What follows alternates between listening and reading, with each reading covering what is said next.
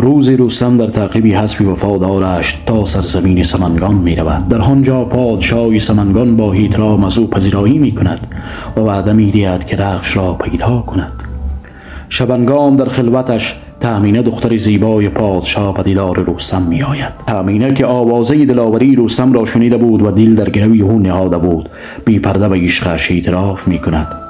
من از کودکی آوازه تو را شنیدم و همیشه آرزو داشتم که همسر پهلوان ایران باشم. اکنون که تقدیر تو را به اینجا آورده، تو را می خواهم که از تو فرزند پهلوانی بیاورم. رستم نیز از زیبایی و صداقت او خوشنود می شود. آن شب را با هم می گذرانند و تأمینه بعدها پسری به دنیا می آورد به نام سوراب، همان پهلوان نامدار که سرنوشتی تراژدی با پدرش دارد. سوراب فرزند رستم و تأمینه در سرزمین توران بزرگ شد و پدرش را هرگز نشناخت. افراسیاب پادشاه توران با نیرنگ او را تشویق کرد تا به ایران بتازد و تاج کیهانی را بگیرد. سوراب با سپاه عظیمش به مرزهای ایران رسید و بسیاری از دشت‌ها را فتح کرد. رستم به فرمان کیکاووس برای دفاع از ایران راهی میدان شد. هیچ یک از آنها دو نمی‌دانست که با خویشاوند خود می‌جنگد. در نخستین نبرد دو پهلوان در میدان آشتی ناپذیر با هم تاختند.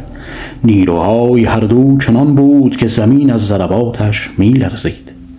در اولین رویارویی سوراب با جوانی و قدرتش رستم را بر زمین زد.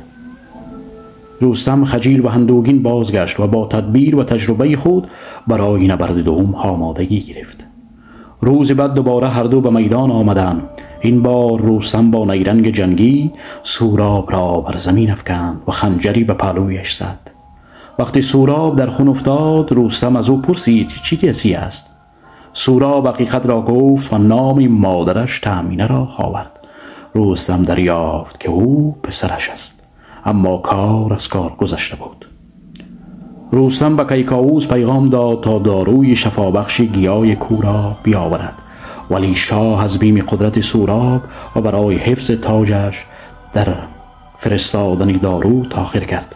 سوراب در آغوش پدر بیهان که روز پدر را بشناسد جان باخت.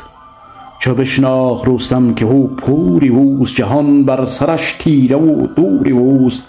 خروشید و بر سر زد و موی کند که هی دادگری گردش چرخ بند.